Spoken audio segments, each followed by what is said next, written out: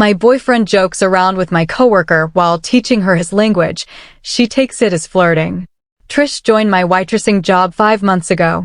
And from the moment she saw my boyfriend Kaido, she set her eyes on him like he was the last infinity stone. He was half Japanese like me, meaning we related on a deep level. And for some reason, Trish hated this the most. The first time she saw us having lunch, she made herself comfortable in my seat next to his when I got up to use the bathroom. She pressed her hips against his and flashed a flirty smile before saying, "Kunicha."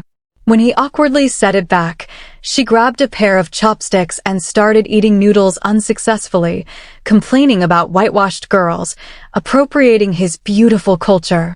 Very obviously referring to me. When I came back from the bathroom, she told me to grab a chair, telling me I was welcome to join in on their conversation. It definitely struck a nerve, but I was so secure in Kaido and I's relationship, I didn't even mind until Trish started trying to implode us. She'd corner him when I wasn't looking and tell him innuendo-style phrases in Japanese that she got off Google Translate. Whenever we were talking, she'd always squeeze past us very slowly, sometimes making sure to rub her behind against Kaido, and other times facing him directly and giving him the FME eyes. The thing that really made me mad was when she asked Kaido to come teach her Japanese at her house after work. I was going to confront her there and then, but we were in the middle of a very busy service, and I told myself I'd do it right after. Big mistake. You see, at some point during service, these important Japanese businessmen came in for food. They were at my section, but Trish practically shoved me aside to serve them. "Please speak Japanese. I understand everything," she told them. They looked pleasantly surprised and started rattling off their order with specific modifications and allergies. Trish just kept saying, "Hi, hi," while scribbling nonsense. 45 minutes later, it was chaos. One guy got served the wrong starter.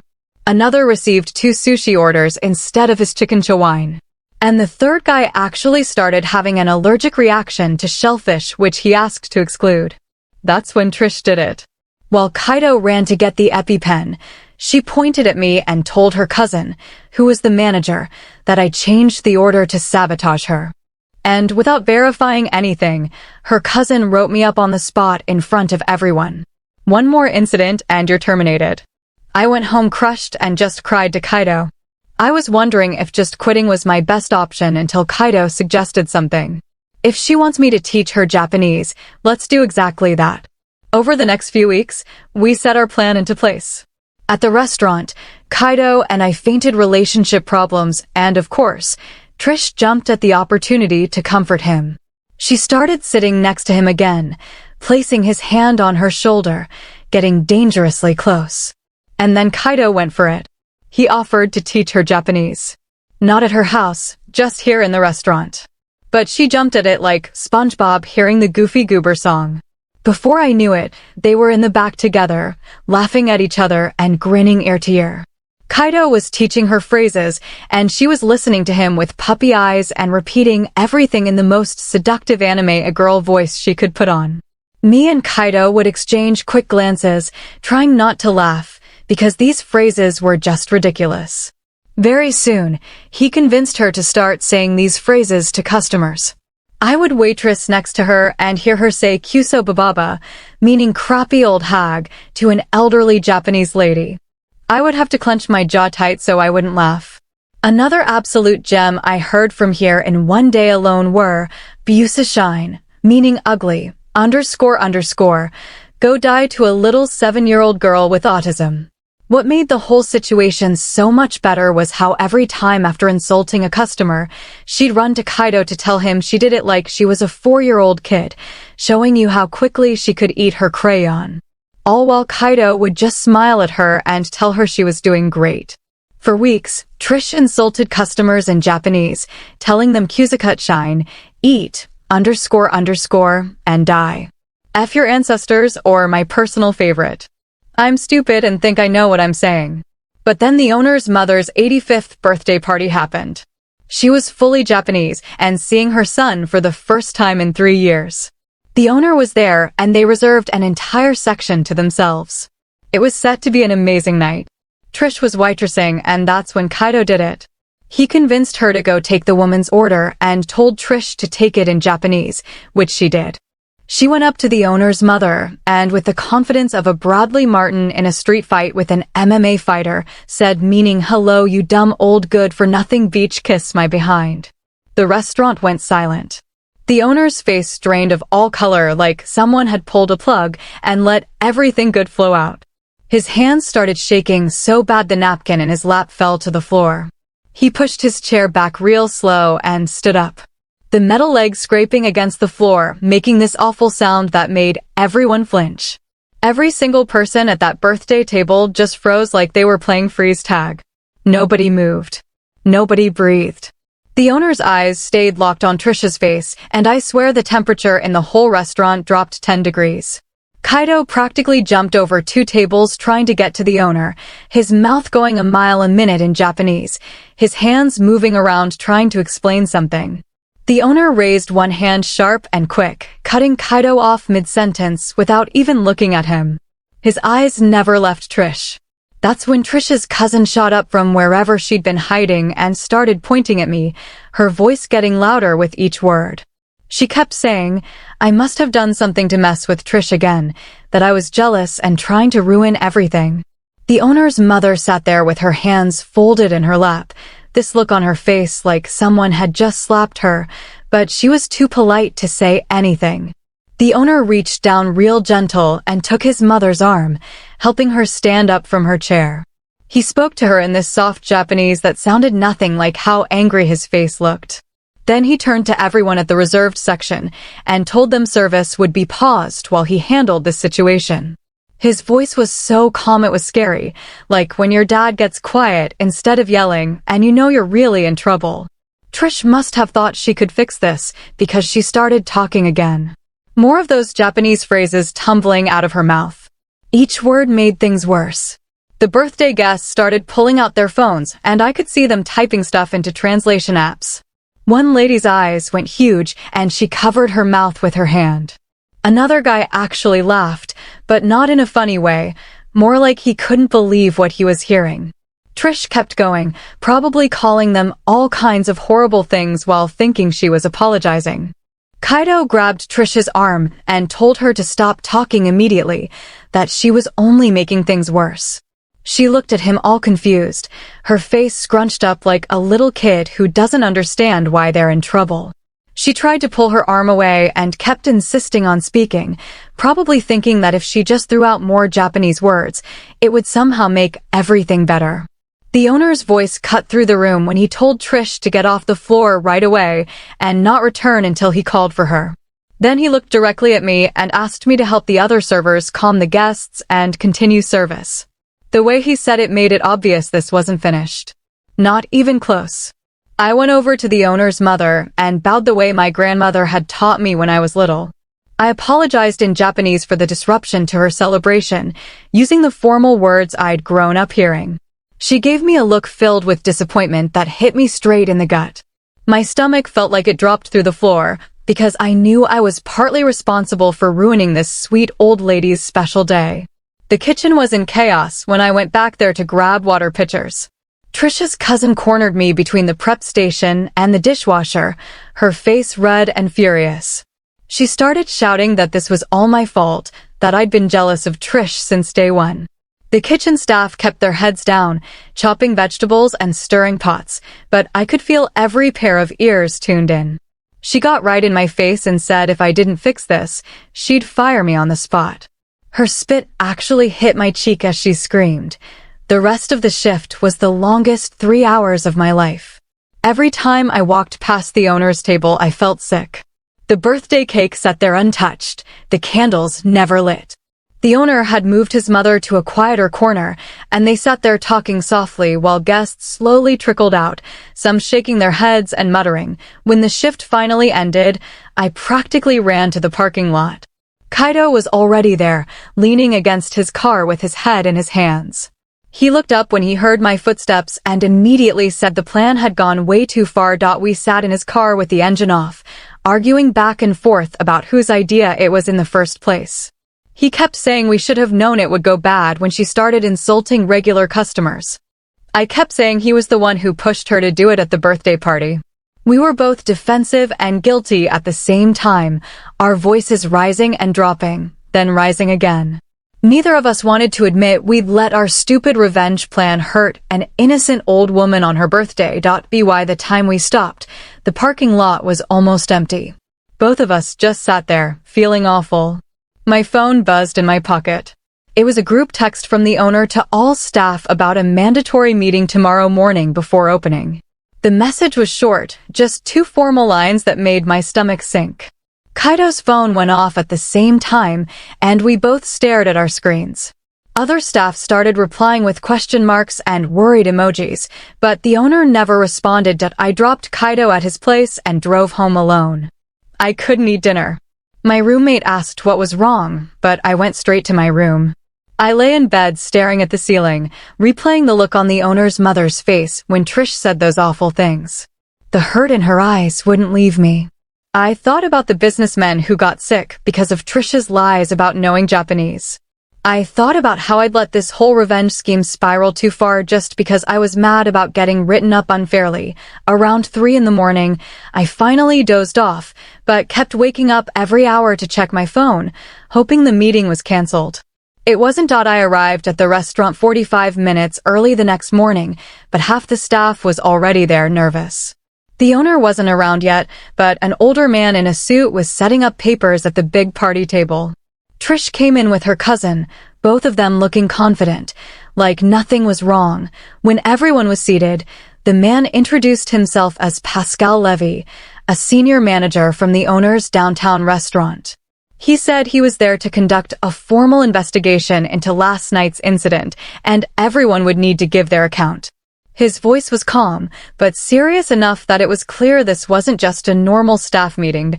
He had a yellow legal pad and started calling people up one at a time. Trish went first and immediately burst into tears. She claimed she had no idea what those phrases meant and that I must have set her up because I was jealous of her and Kaido. She kept dabbing her eyes with tissues and said she was only trying to be respectful to the owner's mother by speaking her language. Her cousin nodded along, adding that I'd been causing trouble since Trish started. Pascal just kept writing, expressionless. When Kaido went up next, his hands were shaking. He admitted he had taught Trish the phrases, but said he never told her what they really meant. He called it a joke that went too far, avoiding eye contact the whole time. Then Rick Walton, a quiet waiter who'd been there 3 years, raised his hand. He told Pascal he'd been watching Trish use those same phrases on Japanese customers for weeks. He said he heard her insult an elderly woman and even a child with special needs. He also mentioned how I got written up after the businessman incident, when it was really Trish who messed up the order and caused the allergic reaction. Pascal's eyebrows went up and he started scribbling faster. He asked if Rick had proof, and Rick said he'd recorded videos of Trish saying those phrases. The room went silent.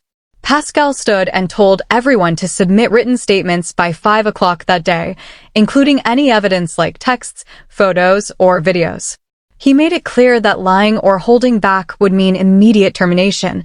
After the meeting, I went to check next week's schedule. My hours had been slashed from 35 to just 12. Trish's cousin was standing nearby with a smug look that made it obvious she'd done it. I didn't say a word. I just took a picture of the schedule with my phone. I went home and started drafting my statement. I made a detailed timeline from when Trish first began hitting on Kaido 5 months ago, added old texts to friends about her behavior, and photos of schedules showing her cousin always gave her the best shifts. My hands shook as I organized it all into evidence folders, knowing this might be what saved my job. That evening, Trish DM'd me saying she owned the floor now, that I'd never get good shifts again, and that Kaido would soon be hers, ending with laughing emojis. I screenshotted it, filed it, then blocked her. 2 days later, Pascal called. Guests from the birthday had sent formal complaints with translations of what Trish said. He asked me to confirm, and I told him yes. When I arrived at work, her cousin cornered me, grabbed my arm hard, and threatened to ruin my career if I didn't drop everything. Luckily, my phone was recording. It caught all 8 minutes of her threats, Later, Rick showed me a photo he'd taken of Trish pressing against Kaido by the cooler while I'd been out sick. Seeing it made me sick, even though Kaido insisted he was trying to get away. That night we fought, our first real one in 2 years, about him not setting boundaries and me blaming him for her behavior. Eventually, we agreed to stop scheming and let Pascal's investigation play out. The next morning, I called an employment lawyer, Conrad Whitaker. He explained I had some protection against retaliation, but warned my revenge plan complicated things. Teaching Trish wrong phrases could be seen as harassment too. He told me to stick to facts, provide evidence, and avoid drama. He said the cousins' recorded threats were strong proof of retaliation. 2 days later, Pascal interviewed Kaido privately.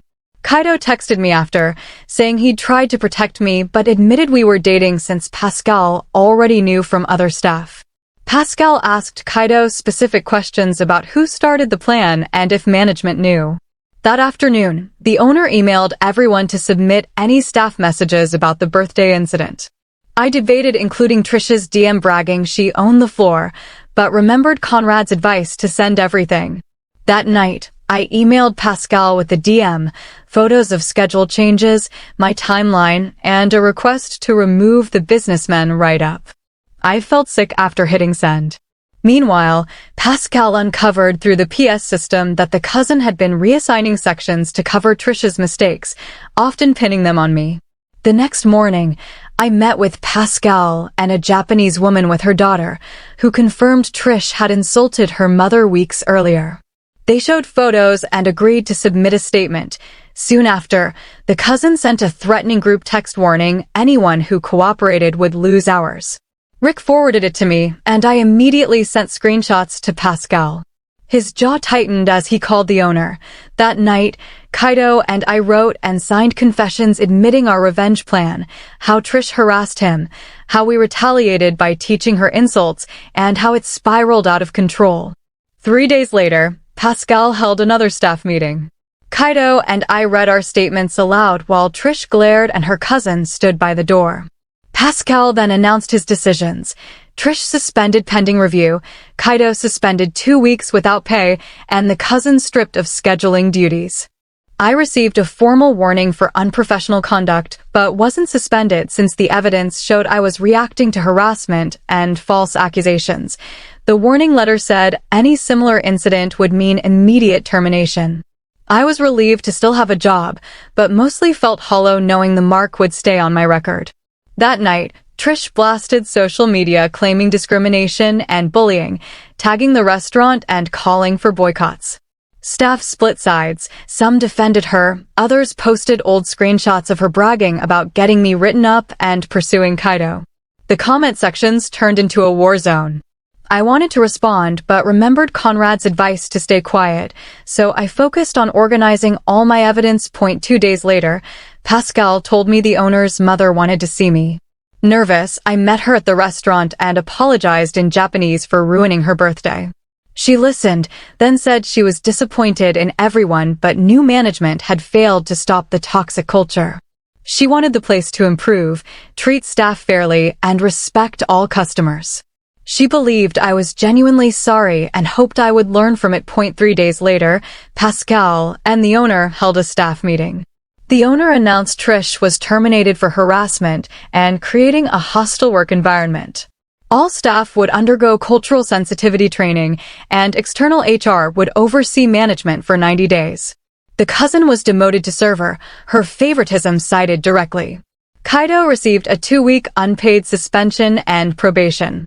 Pascal later told me my false write-up was removed, though my warning would stay on record. The following week, training began.